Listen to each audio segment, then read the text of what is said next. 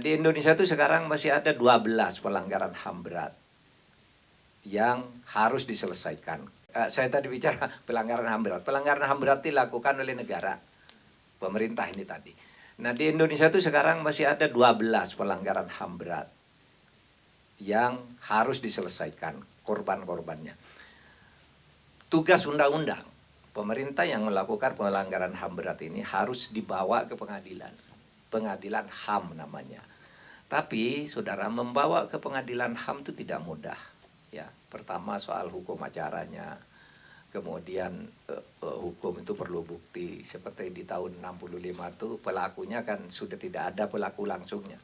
Kalau hukum pidana itu kan harus pelaku langsung. Kalau misalnya institusi kan tidak bisa diadili institusinya kalau di dalam pelanggaran HAM berat. Pelakunya, nah itu sudah tidak ada kan. Pada saat itu tahun 65 pelaku-pelakunya yang sudah dewasa minimal kan sudah berumur 18 tahun. Nah pada tahun ini mereka itu sudah sebagian besar sudah meninggal. Yang ada pun sudah pikun-pikun, saya kira sudah tinggal 1-2. Nah yang lain ini pelanggaran HAM berat dilakukan masih ada 12 kasus. Nah dibawa ke pengadilan ini tidak mudah karena untuk membawa orang ke pengadilan, jadi pidana itu harus ada misalnya Pak Mahfud melakukan pelanggaran HAM berat terhadap Fauzi misalnya, meninggal Fauzi. Nah itu pengadilan harus membuktikan Mahfud itu ketika memerintahkan jabatannya apa, yang diperintah siapa, alat untuk membunuhnya apa, buktinya apa, kemudian otopsinya bagaimana dan seterusnya, kuburannya di mana. Nah itu sulit ditemukan. Tetapi undang-undang mengatakan pelanggaran HAM berat ini tidak ada daluarsa. Kapanpun terus harus diusut. Kapanpun, sampai kapanpun. Kalau kejahatan berat mungkin ya 18 tahun sudah daluarsa. Tidak bisa ditangani ya dianggap selesai. Pencurian, pembunuhan, 18 tahun orangnya lari, sudah 20 tahun muncul, habis kasusnya. Gitu. Nah kalau pelanggaran HAM berat tidak ada. Cuma itu sulit dibawa ke pengadilan. Kami sudah membawa 34 terdakwa ke pengadilan. Itu ternyata oleh pengadilan dibebaskan semua 34. Tidak satupun yang dihukum. Kenapa? Buktinya tidak ada. Pelaku langsungnya itu dalam tindak pidana tidak ada. Sehingga hukum acaranya itu mungkin memang harus berbeda. Nah oleh sebab itu yang saya lakukan sebagai pemerintah itu adalah korban. Pelakunya itu urusan sana, Kejaksaan Agung, DPR sana. Urus itu pelaku siapa yang melaku, mau dihukum berapa. Tapi yang kami datangi korban kayak gini tadi. Korbannya, ini korban yang tidak tahu apa-apa. Saya selalu bercerita begini, betapa orang seperti Pak Habibie itu dulu kayak gini.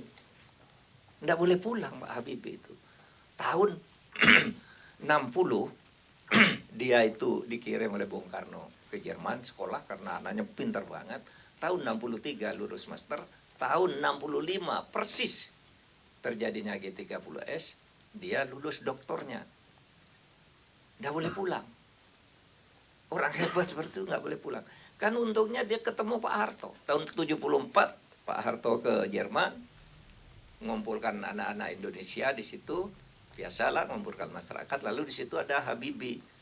Kenal kan karena waktu bapaknya Habibie ini meninggal, Pak Harto yang membantu ikut mensalatkan dan sebagainya tuh. Rudi, kamu kok ada di sini? Ya Pak, saya tidak boleh pulang. Lalu kenapa? Ini Pak Hartonya sendiri yang buat kebijakan. Tidak tahu satu persatu kan. Kenapa? Iya gitu. Akhirnya udah pulang kamu. Bisa coba jadi Presiden Republik Indonesia. Karena ini tadi anak-anak pintar-pintar nih orang ini. Orang pilihan. Bisa dapat beasiswa ke luar negeri di zaman itu.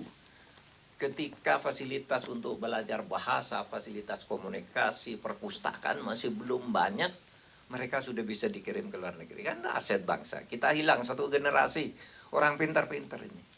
Nah, saudara, pelanggaran HAM yang lain, kita juga begitu. Itu cari korbannya siapa. Yang G30S yang di Indonesia kita cari korbannya juga. Cuma agar kita objektif, ya. Kita mulainya tidak di tahun tadi mulai di tahun 65 kan. Nah tim kami ini mulai sejak tahun 59 sampai 65. Nah di situ memang korban-korban semacam civil war gitu ya, perang antar masyarakat yang jadi korban juga yang sangat banyak itu bukan hanya dari PKI, juga dari kalangan kelompok-kelompok lain juga korbannya banyak, sehingga kemarahan Orde Baru pada waktu itu keberingasan, kebrutalan Orde Baru ketika itu, lalu dari masyarakat di awalnya tuh cukup mendapat dukungan keras. Bahkan kalau di film-film lain demo-demo itu ada juga kecaman terhadap Bung Karno dan sebagainya, demo-demo di saat itu. Nah sekarang mari kita proporsionalkan sejarah ini, dan bangsa ini jangan sampai terlanjur memasuki atau mengulangi lagi kejadian yang seperti itu, sehingga mari kita bangun negara ini sebagai negara konstitusional dan negara yang demokrasi itu.